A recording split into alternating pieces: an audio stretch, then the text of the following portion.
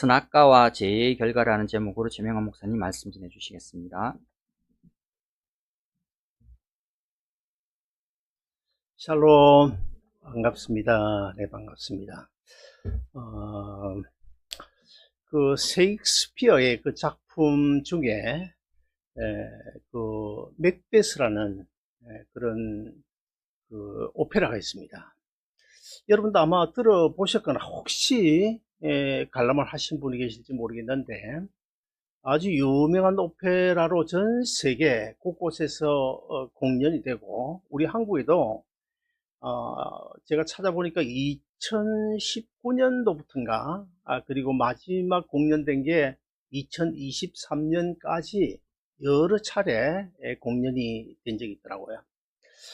자, 그 스코틀랜드의 그 장군인 그 맥베스가 노르웨이와의 그 전투에 나가가지고 전쟁에서 대승을 거두고 돌아오는 길이었습니다.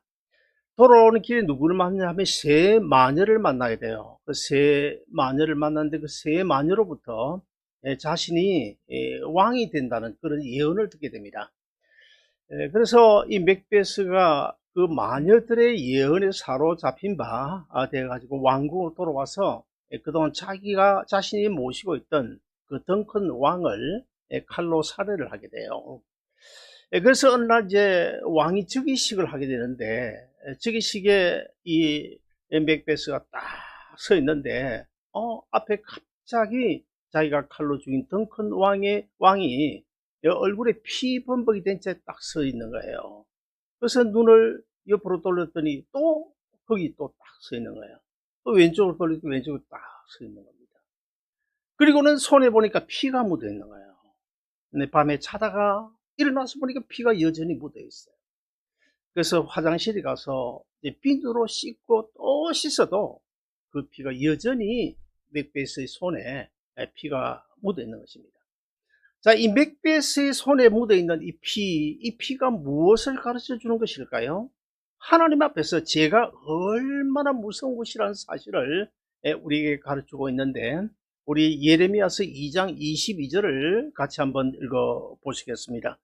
예레미야서 2장 22절 같이 있습니다. 시작. 주 여호와의 말씀이니라. 네가 잿물로 스스로 씻으며 네가 많은 비누를 쓸지라도 네 죄악이 내 앞에 그대로 있으리라. 자, 우리가 예배 드리는 이 교회 밖에는 지금 이 시간에도 참 많은 사건 사고들이 일어나고 있죠. 뭐 치정 살인 사건, 아니면 강도 살인 사건, 뭐 그것도 아니면 교통사고, 또 여러 가지 정치적인 어떤 그런 것 때문에 자살을 하는 경우도 있고, 얼마나 많은 사건 사고들이 일어나는지 모릅니다. 그뿐 아니고 늘 제가 느끼고 말씀드리는 것이지만은 지구온난화 이런 것 때문에도 얼마나 지금 우리가 살기 힘든지 몰라요. 그러면은 왜 지구온난화로 인한 그런 과거에 없었던 박테리아와 바이러스 같은 이런 것들이 생겨나는 것입니까? 왜 치정살인이라든지 교통사고 이런 사건 사고들이 생겨나는 것입니까? 왜 인간관계가 이렇게 삭막해져 가지고 절대로 누구를 믿지 못하는 이런 시대가 되어졌습니까? 하나님이 지으신 그 옛날 그 처음 그 에덴 동산에는 이런 일이 없었습니다. 그리고 세계 각국에 보면 옛날부터 전해 내려오는 그 전설이 있는데, 그 이스라엘과 옆에 있는 그 이집트의 전설에 보면 죽음과 공포가 없었던 그런 시대가 있었다는 그런 전설이 전해 내려오고 있어요. 그리고 독일의 전설에도 보면 평화가 충만한 그런 때가 아주 멀고 먼 옛날 어떤 시절에 있었다는 그런 전설이 전해져 내려오고 있고, 그리고 남미 브라질에도 질병과 사망이 없었던 때가 있었다, 그런 전설이 전해져 내려오고 있습니다. 자, 그런데 왜 지금 우리가 살고 있는 이 세상이 이렇게 되었을까? 우리가 뭐 잘 아는 대로 인류의 조상인 아담하가 하나님의 명령에 불순종해서 선악과 따먹고, 그 결과로 사탄 마귀한 죄가 세상에 들어왔기 때문에 그 죄의 결과로 지금 이 세상이 이렇게 된 줄로 믿습니다. 먼저 우리가 한 가지 생각할 것은 성경에 근거한 죄의 기준이 무엇일까? 제 기준이 무엇일까요? 제가 무엇이라는 것을 말씀드리기 전에 여러분 앞에 아주 근엄한 자세로 그냥 아주 그냥 심각하게 여러분을 향해서 여러분 한 사람 한 사람 지금 죽을 죄인입니다. 이렇게 이야기하면 여러분 가운데 좋아할 사람 누가 있겠습니까? 아무도 좋아하지 않을 거예요. 절대로 좋아하지 않을 것입니다. 내가 뭐 도둑질을 한다, 내가 살인을 한다, 왜 나보고 죄인이라고 하느냐, 그렇게 저에게 따질지도 몰라요. 아무리 따지고 아무리 아니라고 우겨도 별 수 없이 여러분 하나님 앞에 죄인이라는 사실, 이것은 뭐 어쩔 수가 없습니다. 여러분뿐만 아니고 저 역시도 마찬가지입니다. 자, 그러면 이 죄의 기준이 무엇일까? 어떤 것이 죄고, 그리고 어디서 어디까지가 죄에 해당되는 것일까? 불교에서는 남에게 해가 되거나 해가 되지 않는 것을 따져가지고 남에게 해가 되면 죄가 되고 남에게 해가 안 되면 내가 아무리 잘못했더라도 죄가 안 된다. 그렇게 일부 주장하는 케이스가 있고요. 그리고 유교에서는 내 양심에 따라서 이것은 죄가 아니야. 그러면 죄가 아니라는 거예요. 미국에 가면 유타주 여러분 아실 텐데 유타주에는 인구가 약 한 320만 명 정도 살고 있습니다. 뭐 크지 않은 주인데요.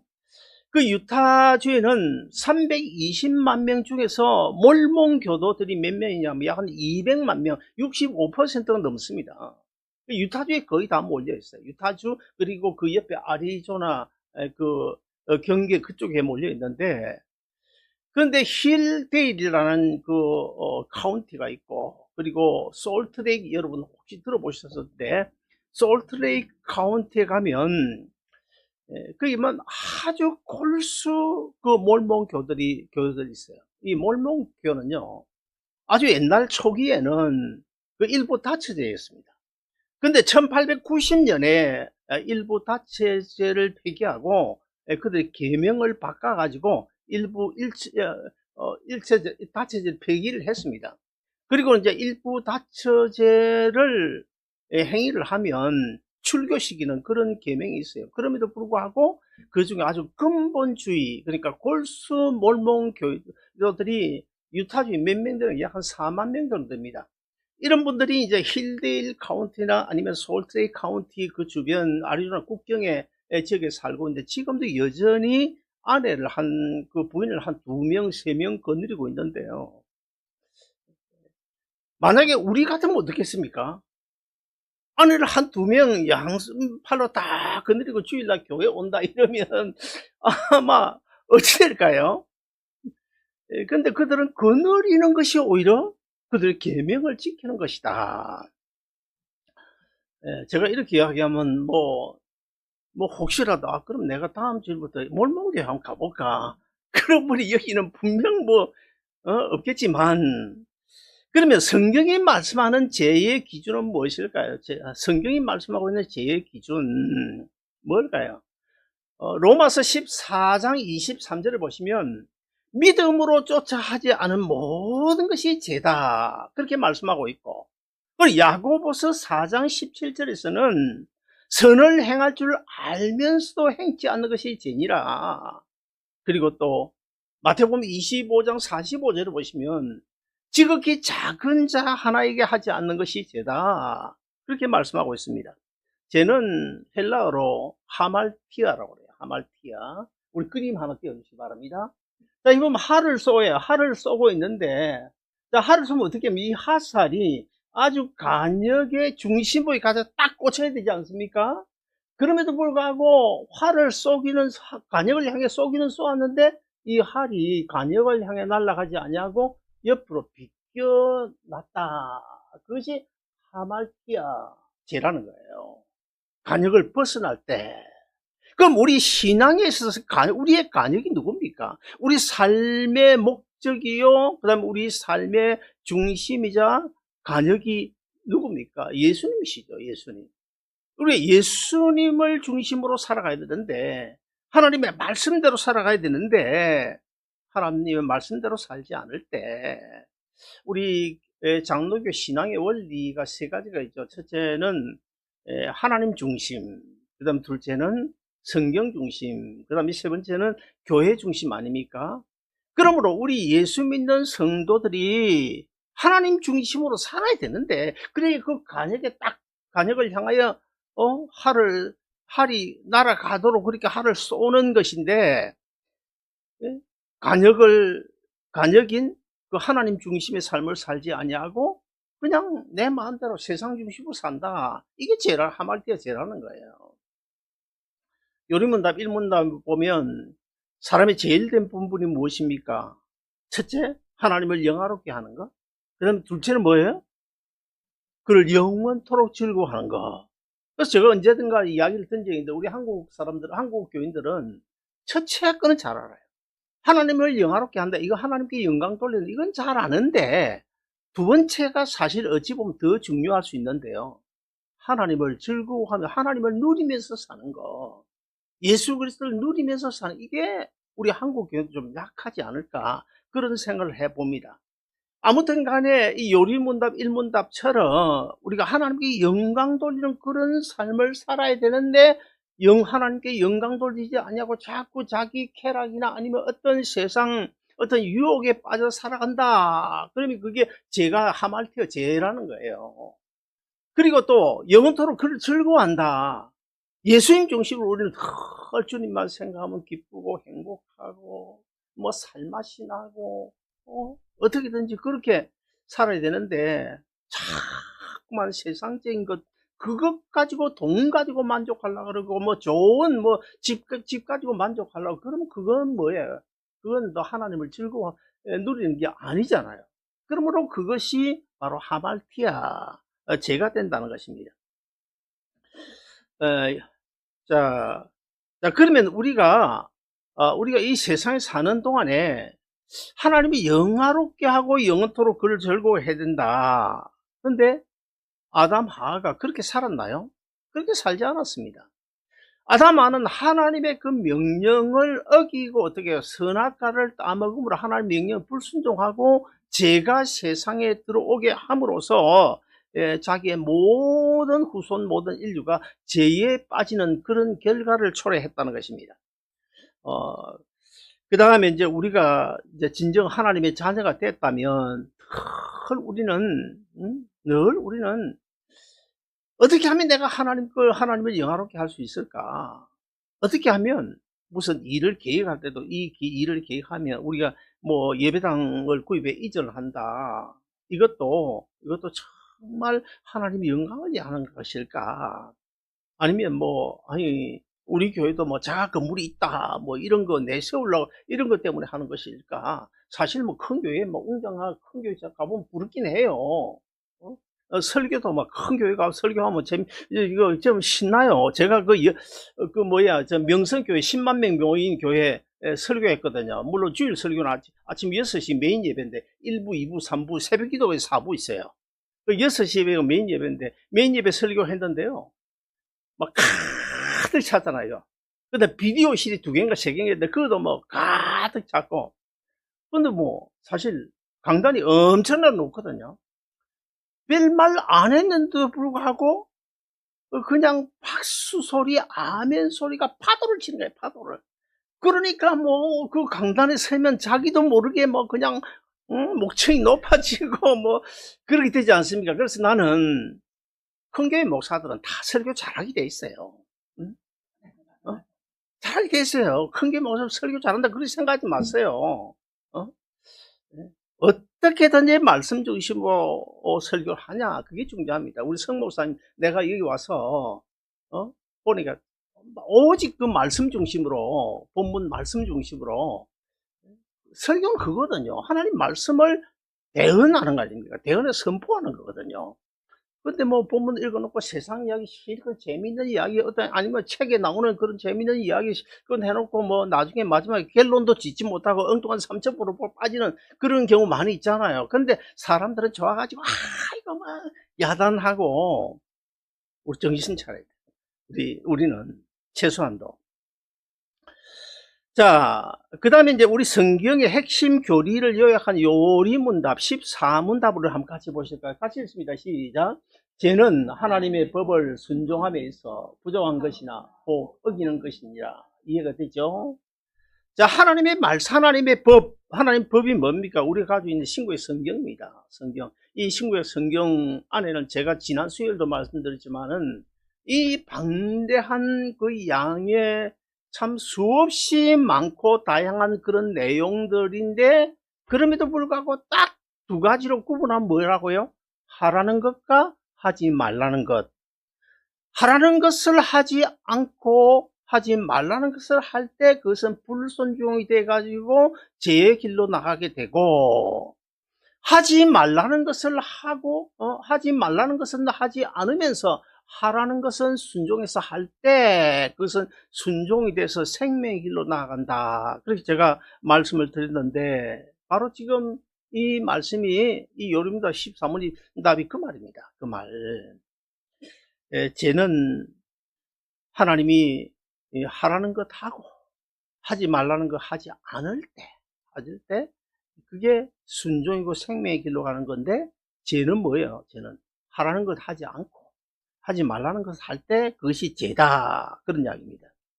사람들은 뭐 죄를 지어도 뭐 하나님이 뭐 설마 이거 보고 계실까?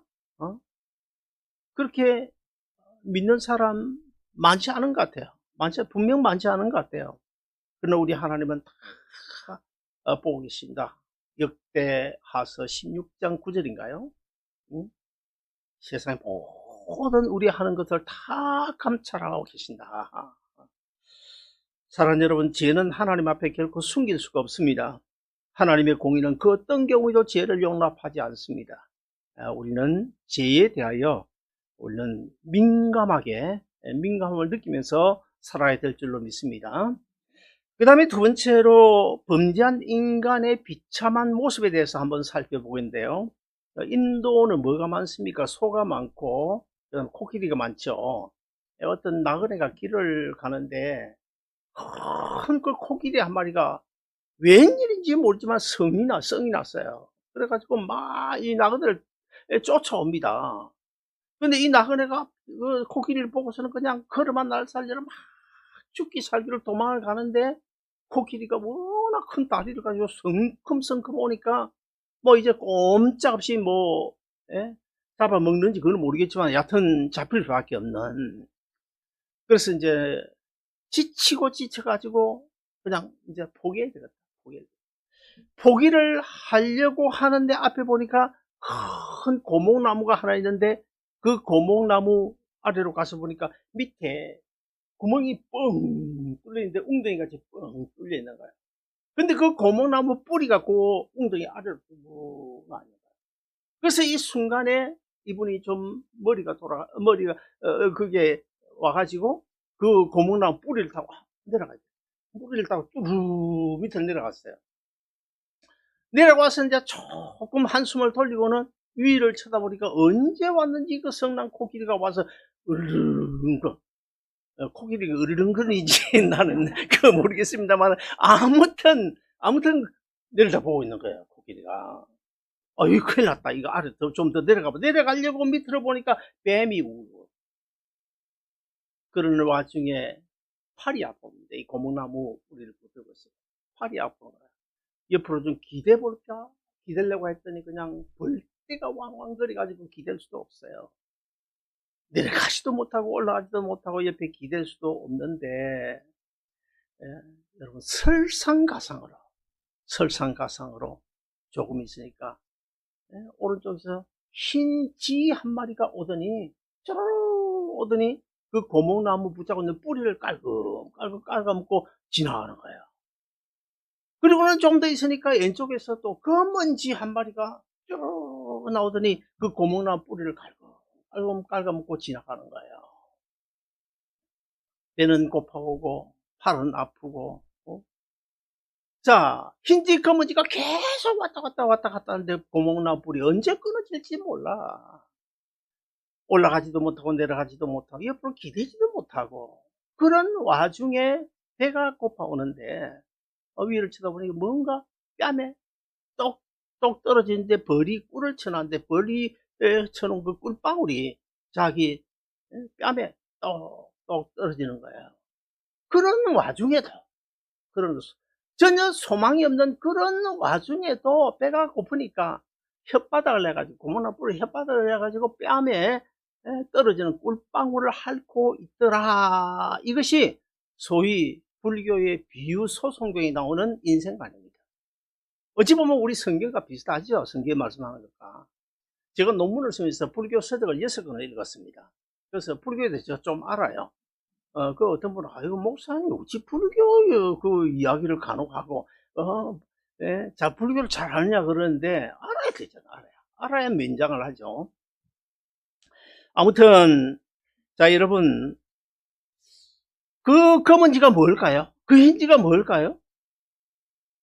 흰지는 낮이고, 검은지는 밤입니다. 흰지, 낮이 왔다가 살짝 지나가고, 검은지, 밤이 왔다가 살짝. 우리의 인생이에요. 뭐, 우리가 미국에서는 그런 이야기 했어요. 나이가 50대가 되면 50마일로 달리고, 60대가 되면 60마일, 70대가 되면 70마일로 달리고, 세월이 그만큼 빠르다. 사실, 뭐, 저도 좀 살다 보니까 얼마나 세월이 빠른지 몰라요. 일주일이 막 금방 지나가요. 어제 그제 제가 안성에 갔다가, 안성에 그 장로님 초청에 갔다가, 거기서 또 강원도로 차를 타고 갔다가, 강릉에 갔는데 우리 그 장모님이, 나 평생에 그렇게 좋은 호텔 처음 잡았네. 근데 뭐 한국 사람들 다 잘 살아서 그런지 몰라도 그 좋은 호텔에 자고 이제 동해안으로 해서 이제 어제 내려왔어요.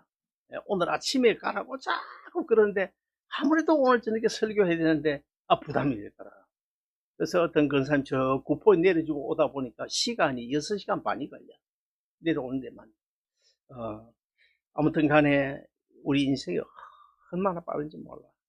이렇게 흰지 검은지가 자꾸 왔다 갔다 하고 반복하는 동안에 한 8, 90년 살다 보면 어느 날인가 어떻게 잡고 있던 고목나무 뿌리가 끊어져서 뱀이 우울거든 지옥에 던질 수밖에 없는 이것이 우리 인생인데, 그럼에도 불구하고 이 나그네가 뺨에 떨어지는 그 꿀방울을 혓바닥을 내가지고 핥고 있는 그런 모습, 우리가 지금 우리 세상 그런 식으로 살고 있다는 거예요. 언제 내 고목나무 뿌리가, 오늘도 보니까 그 유명한 정치인 그 한 분이 심장 쇼크로 죽었더라고요.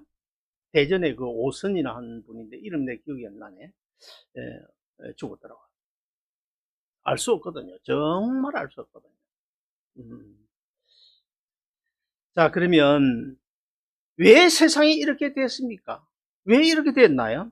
인류의 조상의 아담 하가 하나님의 명령에 불순종하여 선악과 따먹음으로 죄가 세상에 들어와서 오늘 이 세상이 이렇게 되었는데, 우리 오늘 본문 3장 17절 한번 같이 다시 읽어보실까요? 같이 읽습니다. 시작. 아담에게 이르시되 네가 내 아내의 말을 듣고 내가 네게 먹지 말라 한 나무의 열매를 먹었은즉 땅은 너로 말미암아 저주를 받고 너는 내 평생에 수고하여야 그 소산을 먹으리라. 하나님이 사람을, 아담 하를 저주하는 장면이죠.